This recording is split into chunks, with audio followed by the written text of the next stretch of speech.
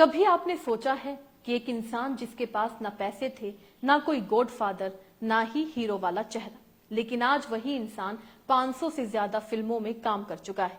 देश विदेश में उसकी एक्टिंग का डंका बजता है और लोग उसे देखकर खुद को मोटिवेट करते हैं।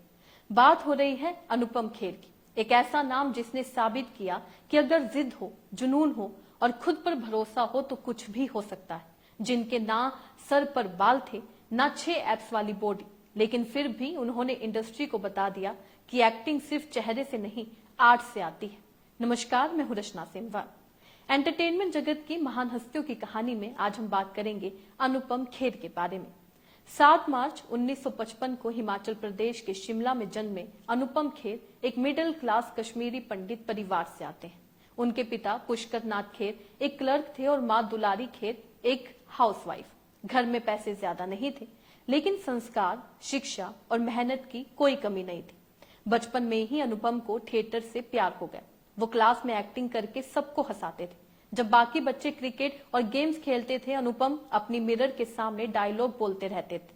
शिमला के डीएवी स्कूल से पढ़ाई की और फिर पंजाब यूनिवर्सिटी से थिएटर में ग्रेजुएशन किया। लेकिन उनका सपना था इंडिया का सबसे बड़ा एक्टर बनना। यही सपना उन्हें दिल्ली के नेशनल स्कूल ऑफ ड्रामा यानी एनएसटी तक ले आया। एनएसटी में उन्होंने एक्टिंग को नए पहलू से समझा। फिर दिल्ली से निकलकर मुंबई आए, लेकिन यहाँ शुरू में जमीन पर सोना पड़ा। कभी स्टेशन पर रातें गुजरी, भूख लगी तो किसी दोस्त से बचा हुआ खाना खाया। बाल झड़ चुके थे, लोग ताने मारते थे, हीरो बनना चाहता है, पहले बाल तो उगा ले। लेकिन अनुपम खेर रुके नहीं। तभी उनकी किस्मत ने कड़वत ली।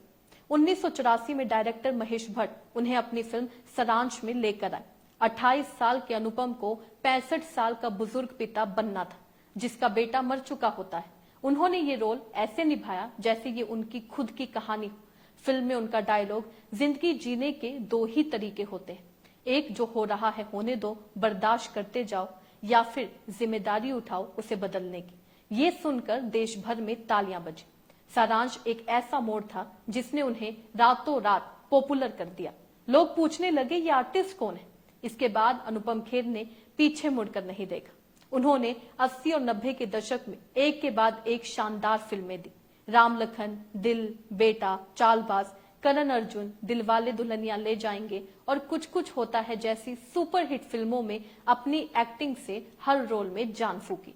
कभी कॉमेडी में हंसाया, कभी विलेन बन के डराया और कभी पिता बन के दर्शकों के दिल में उतर गए। उनके डायलॉग्स आज भी वायरल होते हैं, जैसे बेटा तुमसे ना हो पाएगा। उनकी कॉमिक टाइमिंग लाजवाब थी, इसलिए उन्हें 8 बार फिल्म फेयर अवार्ड्स मिले, खासकर बेस्ट कॉमिक एक्टर के लिए। इसके अलावा उन्हें 2 बार नेशनल अवार्ड, 2004 में पद्मश्री और 2016 में पद्म भूषण से भी सम्मानित किया गया।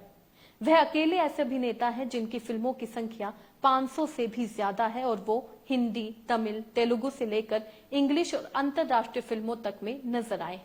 जहां करियर में सफलता मिल रही थी, वहीं पर्सनल लाइफ में भी उतार चढ़ाव थे। पहली शादी सफल नहीं रही, लेकिन थिएटर में ही उनकी मुलाकात हुई किरण खेर से। दोनों ने एक दूसरे को समझा और शादी की।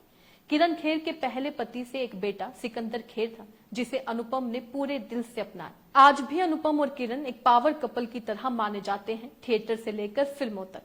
मुंबई में संघर्षों के बीच अनुपम खेर ने न केवल खुद को स्टार बनाया, बल्कि दूसरों के लिए रास्ता भी खोला। उन्होंने एक्टिंग स्कूल शुरू किया, एक्टर प्रिपेयर्स, जहां आज भी हजारों यंगस्टर सीखते हैं। उन्होंने किताबें लिखी, the best thing about you is you और your best day is today, जो बेस्ट सेलर बनी और लाखों लोगों को प्रेरित किया।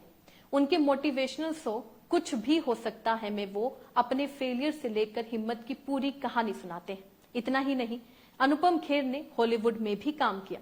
Silver linings playbook, the big sick और बैंडिट लाइक बेकम जैसी इंटरनेशनल फिल्मों में वो भारतीय दर्शकों के गर्व का कारण बने। आज 70 की उम्र में भी वो उतने ही एक्टिव हैं, फिल्मों में, वेब सीरीज में, थिएटर में और सोशल मीडिया पर भी। आज जब हम अनुपम खेर को स्क्रीन पर देखते हैं तो सिर्फ एक एक्टर नहीं, एक जिंदगी की कहानी सामने आती है। एक इंसान जिसने हर ना को हाँ में बदला, जिसने दुनिया को दिखाया कि लुक, एज, फेलियर्स, कोई भी चीज तुम्हारी सफलता को रोक नहीं सकती अगर तुम्हारे इरादे मजबूत हो।